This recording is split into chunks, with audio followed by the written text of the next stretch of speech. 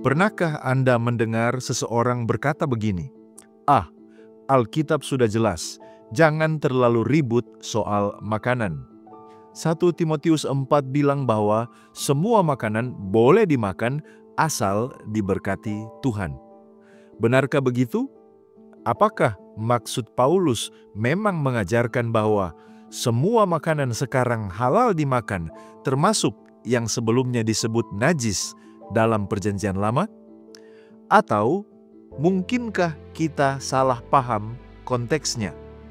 Faktanya, ayat ini sering menjadi medan perdebatan panas antara dua kubu yang berkata, makanan tidak ada hubungannya dengan iman, sementara yang lain berkata, tubuh juga harus memuliakan Allah, termasuk lewat apa yang kita makan. Jadi sebenarnya, apa yang dimaksud Paulus? Mari kita telusuri konteks sejarah, makna teologis, dan pesan praktis dari 1 Timotius 4 ayat 1-5. Mari kita gali bersama.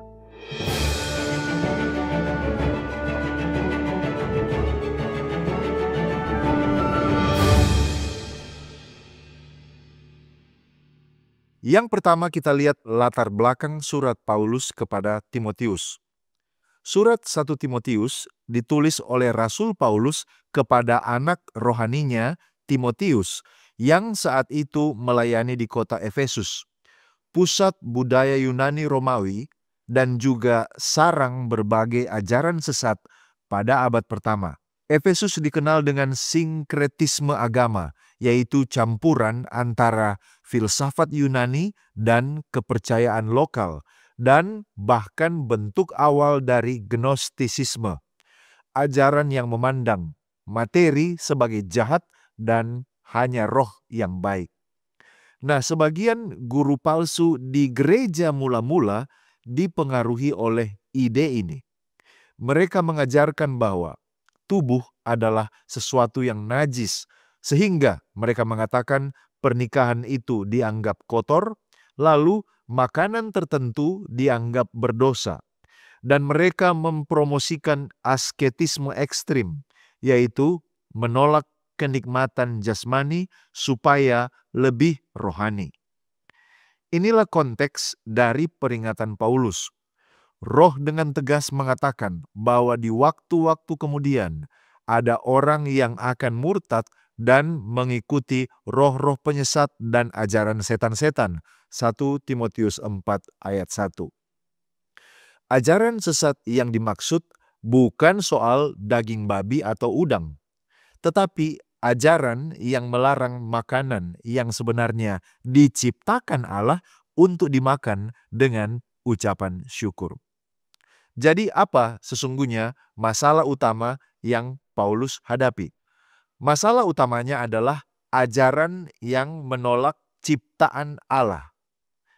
Ayat 3 menegaskan, mereka ini melarang orang kawin dan memerintahkan orang untuk berpantang dari makanan yang diciptakan Allah, supaya diterima dengan syukur oleh orang-orang yang percaya. Perhatikan, Paulus tidak sedang berbicara tentang makanan haram dan halal menurut hukum Taurat. Yang dia lawan adalah pantangan buatan manusia yang didasarkan pada ide bahwa makanan tertentu membuat seseorang lebih suci atau lebih berdosa secara spiritual. Dengan kata lain, mereka ini menolak kebaikan ciptaan Allah dan menganggap sesuatu yang Allah ciptakan tidak rohani. Dan ini sangat mirip dengan ajaran gnostik dan asketis yang berkembang kala itu. Sebuah bentuk spiritualisme yang palsu yang meremehkan tubuh fisik ciptaan Tuhan. Muncul pertanyaan, apa yang dimaksud makanan yang diciptakan Allah? Mari kita lihat ayat 3-4 lebih dekat. Karena semua yang diciptakan Allah itu baik dan sesuatu pun tidak ada yang haram asal diterima dengan ucapan syukur. Ketika Paulus berkata semua yang diciptakan Allah itu baik, dia menggemakan Kejadian pasal 1, di mana setiap ciptaan dinyatakan baik adanya. Namun perhatikan, baik di sini tidak berarti semua yang ada di bumi boleh dimakan. Contohnya, ular, kalajengking, dan rumput liar juga ciptaan Allah, tetapi bukan berarti itu baik untuk dimakan. Allah sendiri dalam Imamat 11 dan Ulangan 14 telah menunjukkan mana yang diciptakan untuk dimakan dan mana yang diciptakan tetapi bukan untuk dimakan. Jadi, yang dimaksud Paulus adalah jangan pernah menolak makanan yang memang diciptakan Allah untuk dimakan manusia, seperti biji-bijian, buah, sayur, dan hewan yang tahir atau yang halal, hanya karena alasan spiritual yang palsu seperti yang ditawarkan oleh Gnostisisme. Jadi, Rasul Paulus tidak sedang membuka pintu untuk semua jenis makanan, melainkan menegaskan bahwa ciptaan Allah yang dimaksud memang sejak awal ditetapkan untuk menjadi makanan manusia. Selanjutnya kita mau mengartikan frase dikuduskan oleh firman Allah dan doa. Ayat 5 berbunyi, sebab semuanya itu dikuduskan oleh firman Allah dan oleh doa. Apa artinya dikuduskan oleh firman Allah? Lalu firman Allah yang mana? Firman Allah di sini tentu saja menunjuk kepada peraturan dalam kitab suci yang menyatakan mana makanan yang boleh dimakan. Kejadian 1 ayat 29, Allah memberikan tumbuh-tumbuhan berbiji sebagai makanan manusia. Dan dalam Imamat 11, Allah membedakan antara hewan yang tahir dan juga yang najis. Jadi, firman Allah di sini adalah pedoman ilahi tentang makanan yang telah ditetapkan. Sementara doa menunjuk kepada sikap, yaitu ucapan syukur dan pengakuan bahwa makanan itu berasal dari Allah. Dengan kata lain, firman Allah menentukan apa yang boleh dimakan, doa menentukan bagaimana kita menerimanya, yaitu dengan hati yang bersyukur. Apakah ini berarti bahwa orang Kristen bisa makan apa saja asalkan mereka berdoa? Mari kita lihat bersama. Inilah kesalahpahaman yang paling sering muncul. Ada orang berkata bahwa Paulus bilang asal kita berdoa semua jadi suci. Tetapi logikanya seperti ini. Apakah dengan berdoa seekor babi atau binatang yang diharamkan jadi halal? Apakah doa bisa mengubah racun menjadi sehat? Tentu tidak.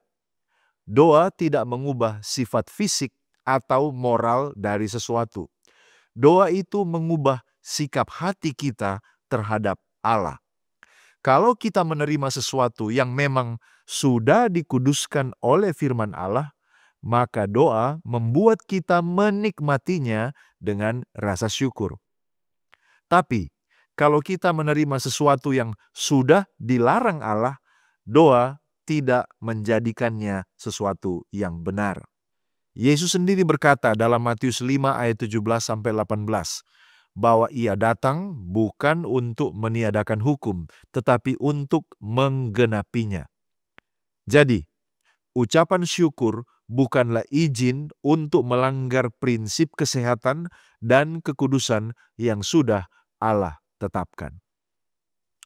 Ada yang bertanya, jika makanan tidak menyelamatkan, mengapa kita harus menjaga asupan atau apa yang kita makan? Benar, makanan tidak menyelamatkan kita. Hanya kasih karunia Yesus yang menyelamatkan. Namun, tubuh kita adalah bait Roh Kudus menurut 1 Korintus 6 ayat 19-20. Jadi walaupun makanan tidak menentukan keselamatan, tetapi pola makan kita mencerminkan ketaatan dan rasa hormat kita kepada Allah. Kesehatan jasmani mempengaruhi kejelasan pikiran dan kekuatan rohani. Bahkan Yesus menunjukkan bahwa kuasa rohani sering dikaitkan dengan disiplin hidup, termasuk dalam hal makan dan minum. Selain itu, prinsip makanan yang sehat bukan sekedar aturan agama, tetapi itu adalah karunia kasih Allah untuk melindungi umat-Nya. Ketika kita menjaga tubuh, kita tidak sedang mencari keselamatan, tetapi kita sedang menghormati Sang Pencipta yang memberikan tubuh ini untuk memuliakan Dia. Mari kita simpulkan.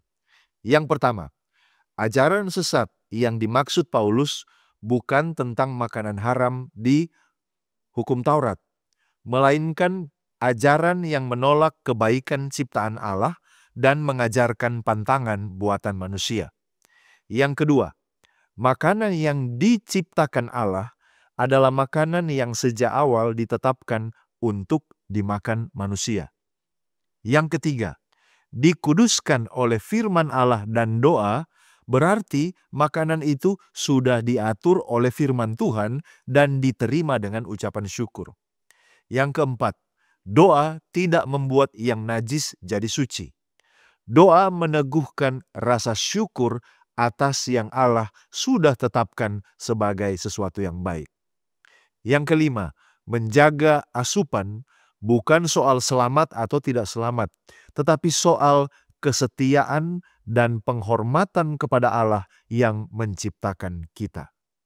Sahabat sekalian, di dunia yang mengajarkan kebebasan tanpa batas, panggilan Allah tetap sama.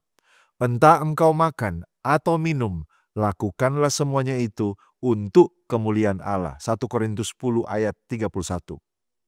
Jadi, mari kita hidup bukan dengan sembarang pilihan, tetapi dengan kesadaran bahwa setiap asupan adalah kesempatan untuk memuliakan Sang Pemberi hidup. Sekian dari saya, mari kita menggali firman Tuhan untuk memperluas wawasan dan mengharapkan terjadi pertumbuhan kerohanian. Jika Anda merasa diberkati dan dicerahkan oleh pembahasan ini, silakan bagikan video ini kepada orang-orang terkasih dan kita akan berjumpa kembali pada episode berikutnya hanya di Depth Insight Growth. Tuhan Yesus memberkati.